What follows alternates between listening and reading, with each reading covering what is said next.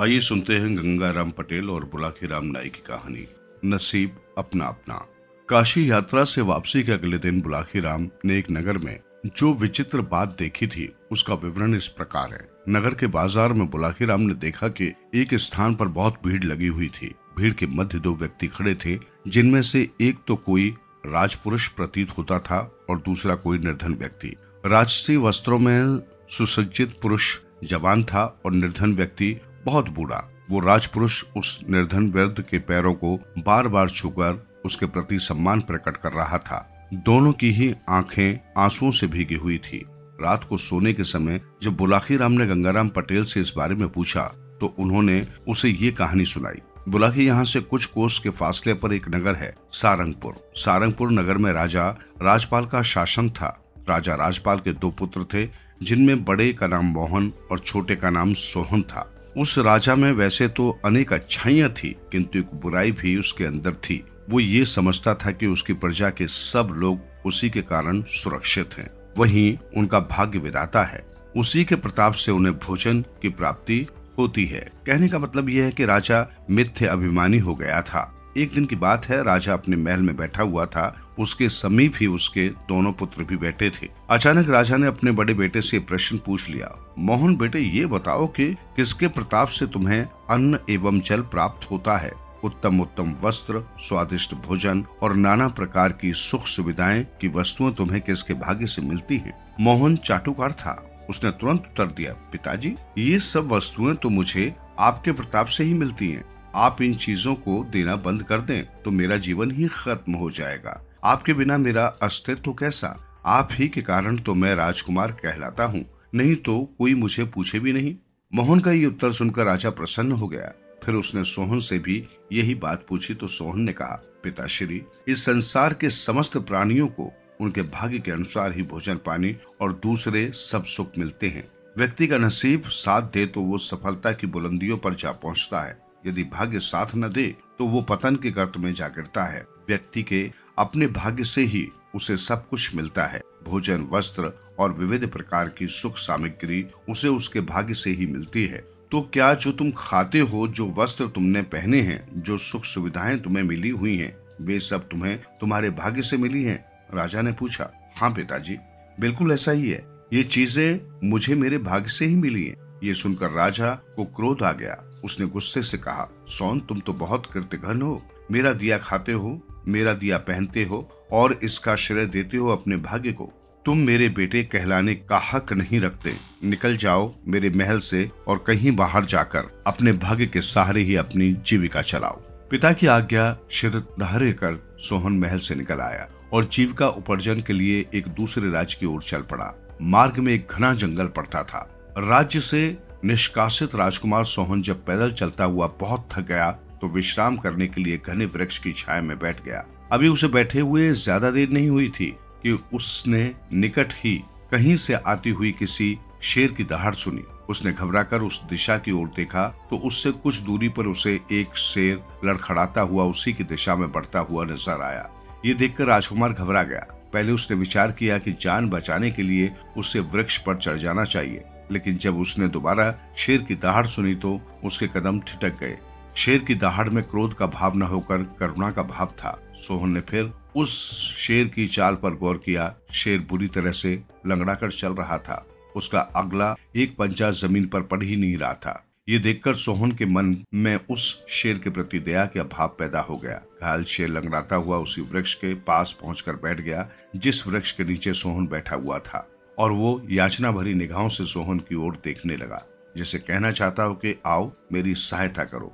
झिझकता हुआ सोहन जब धीरे धीरे शेर के निकट पहुंचा, उसने दाएं हाथ से शेर का सिर सहलाया। शेर को उसके स्पर्श से कुछ राहत सी मिली तो उसने अपनी आंखें बंद कर ली। सोहन ने इस बार दोबारा उसकी पीठ सहलाई तो शेर जमीन पर लेट गया। अब सोहन ने उसके घायल पंजे पर ध्यान दिया। शेर के पैर में एक मोटा कांटा चुभा हुआ था। कांटा इतना बड़ा और सख्त था कि वो पंजे को फाड़कर ऊपर तक निकल आया था। उस कांटे के कारण शेर का पैर बुरी तरह से सूज गया था। कांटे के कारण पूरा पंजा जख्मी हो गया था और पंजे से रक्त बह रहा था। शेर की ऐसी हालत देखकर सोहन नीचे झुका। उसने शेर का वो घायल पंजा दाएं हाथ से पकड़ा और अपने दांतों से पकड़कर उस कांटे को एक झटके में बाहर निकाल दिया। राहत मिली तो शेर की गुर्राहट बंद हो गई और वो आंखें मूंद कर लेट गया। कांटा निकालने के बाद राजकुमार बहुत देर तक शेर की पीठ और उसके सिर को सहलाता रहा। बुलाकी ममता की भाषा सभी प्राणी समझते हैं, प्राणी कोई भी क्यों न हो। यदि उसे प्यार दुलार मिले तो वो आदमी का मित्र बन जाता है। उस दिन से वो हिंसक प्राणी शेर भी राजकुमार का दोस्त बन गया। राजकुमार जहाँ भी जाता वो भी उसके पीछे पीछे चल देता। उसके डर से हिंसक जंगली जीव राजकुमार के करीब नहीं भटकते थे। इतनी कहानी सुनाकर पटेल ने थोड़ा सा विराम दिया। हुक्के की नली मुंह से लगाकर 2-3 गहरे कश खींचे और धुआं मुंह से बाहर निकालकर आगे बोला कि अब इस प्रसंग को यहीं छोड़कर मैं तुम्हें एक दूसरा प्रसंग सुनाता हूँ, जिसका संबंध इसी कहानी से है। सागरपुर राज्य की सीमा से सटा हुआ एक दूसरा राज्य है स्वर्णपुर। स्वर्णपुर में राजा इंद्रजीत का शासन था। इस राजा के कोई संतान नहीं थी, अतः राज्य का प्रधानमंत्री इस राज्य पर अपना अधिकार करने का राजा के विरुद्ध एक कुचक्र रच रहा था। परंतु चूंकि राजा अपनी प्रजा में बहुत लोकप्रिय था और नगर की सारी जनता राजा के पक्ष में थी, अतः वो खुलकर उसके विरुद्ध कोई दुस्साहस करने की हिम्मत नहीं जुटा पा रहा था। देवयोग से उस दिन उसे राजा के विरुद्ध अपने कुचक्र को पूरा करने का अवसर मिल गया। उस दिन स्वर्णपुर का राजा इंद्रजीत अपने थोड़े से सैनिकों के साथ शिकार के लिए वन में गया हुआ था। तभी प्रधानमंत्री अपने साथ अपने पक्ष के बहुत से सैनिकों को लेकर वन में जा घुसा और उसने राजा को घेर लिया। दोनों पक्षों में तलवारें खिंच गई और वे एक दूसरे पर वार करने लगे। राजा बहुत बहादुरी से लड़ा, मगर जब उसके सभी सैनिक एक एक करके धराशायी होते चले गए तो उसका हौसला टूट गया। मंत्री के सैनिकों ने राजा को बंदी बना लिया।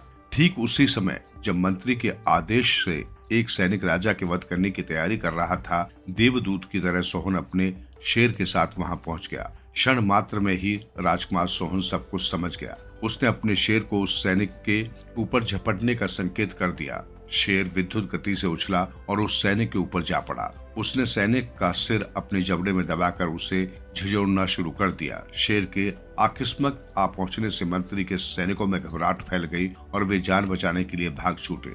जब मंत्री भी भागने लगा तो राजकुमार सोहन ने उसे पीछे से थाम लिया। उसने शेर के जबड़ों में फंसे सैनिक की तलवार उठा ली और उससे मंत्री के मुंह पर लगा हुआ नकाब फाड़ दिया। नकाब फटते ही मंत्री का चेहरा उजागर हो उठा। ये देखकर राजा इंद्रजीत चकित रह गया। सोहन ने मंत्री के सीने पर अपनी तलवार अड़ा रखी थी, अतः राजा ने आगे बढ़कर मंत्री की तलवार उसके हाथ से छीन ली और उसे निहत्था करके उसकी मुस्के कसकर एक ओर को डाल दिया। अब राजा इंद्रजीत राजकुमार सोहन की ओर मुखातिब हुआ। उसने राजकुमार से कहा, बेटे तुम कौन हो और इस शेर के साथ कैसे रहते हो? राजकुमार सोहन ने जब राजा को अपनी सारी कहानी कह सुनाई, राजकुमार के द्वारा पूछने पर राजा ने भी अपने बारे में सारी बातें बता दी। राजा ने सोहन से कहा, बेटे अब सारी चिंता छोड़ दो, मैंने अब से तुम्हें अपना बेटा मान लिया है, अतः मेरे साथ चलो, मैं तुम्हें अपना उत्तराधिकारी बनाऊंगा। राजकुमार सहमत हो गया और राजा के साथ मंत्री को सिंह की पीठ पर लाद कर स्वर्णपुर नगर में चला आया। नगर निवासियों ने जब मंत्री को बंदी हालत में सिंह की पीठ पर लदे हुए देखा तो उनके आश्चर्य की सीमा न रही, लेकिन बाद में जब उसकी गद्दारी की बात मालूम हुई तो सभी उसकी हरकतों पर उससे नफरत करने लगे। बुलाकी बाद में राजा इंद्रजीत ने मंत्री के षड्यंत्र में शामिल सभी सैनिकों का पता लगवाया और मंत्री के साथ साथ उन्हें भी कारागार में डलवा दिया। उसने एक बहुत बड़ा दरबार सजाया और सोहन को अपना उत्तराधिकारी घोषित कर दिया। राजकुमार सोहन आनंद से अपने दिन व्यतीत करने लगा। अब सुनो सारंगपुर का हाल। अपने बेटे सोहन को राज्य से निष्कासित कर देने के बाद राजा राजपाल को पश्चाताप होने लगा। उन्हें अपने मिथ्याभिमान पर भी अफसोस होने लगा। इसी गम में राजा बीमार रहने लगा। राजा की इस स्थिति का फायदा उठाया उसके पड़ोसी राजा ने, जो राजा राजपाल से शत्रुता रखता था। एक दिन उसने अचानक सारंगपुर पर आक्रमण कर दिया और बात की बात में नगर पर अधिकार कर लिया। राजा राजपाल किसी तरह अपने बेटे मोहन के साथ नगर से निकलने में कामयाब हो गए और भागकर इस नगर में आ गए। भागते समय वो साथ तो कुछ लाए नहीं थे, अपना परिचय भी किसी को नहीं देना चाहते थे, अतः वे मेहनत मजदूरी करके किसी तरह अपना पेट पालने लगे। राज छूट जाने को राजा को इतना गहरा सदमा पहुंचा कि वो असमय में ही बूढ़ा हो गया और अपनी आयु से दुगनी उम्र का दिखाई देने लगा।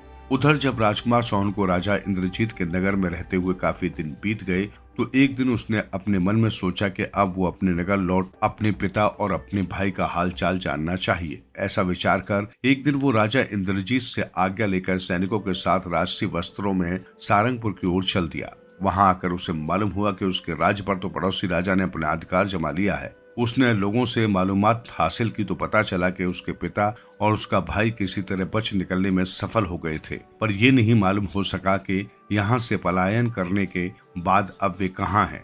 खैर, स्वर्णपुर लौटकर राजकुमार सोहन अपने पिता और भाई की तलाश में जुट गया।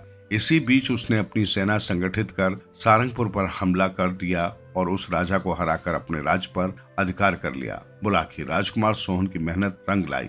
एक दिन कुम्हार के यहाँ मिट्टी गूंदते हुए उसने अपने पिता को पहचान लिया। उसका बड़ा भाई मोहन भी उसी कुम्हार के यहाँ मिट्टी के बर्तन बनाने के काम पर लगा हुआ था। पिता को पहचानकर राजकुमार की आंखों में आंसू आ गए। उसके वृद्ध पिताजी उसे सामने देखकर रोने लगे। राजकुमार सोहन बार बार अपने पिता के पांव छूकर उनसे कहने लगा कि आप मेरे साथ राजमहल में चले, किंतु पिता बार बार इनकार कर रहा था। नहीं पुत्र, अब मैं अपने काले मुंह को लेकर तेरे साथ कैसे जाऊं? मैंने तो तुझ पर बहुत जुल्म किए हैं। अब मुझे मेरे हाल पर छोड़ दे और मुझे पश्चाताप करने दे। तो हे बुलाकी, आज तू जिस दृश्य को देखकर आया था वो उन पिता पुत्र के मिलन का वही दृश्य था। ऐसा कहकर पटेल ने अपनी कहानी का समापन कर दिया। उत्तर मिल जाने पर बुलाकी भी संतुष्ट हो गया। फिर दोनों लंबी तान कर सो गए।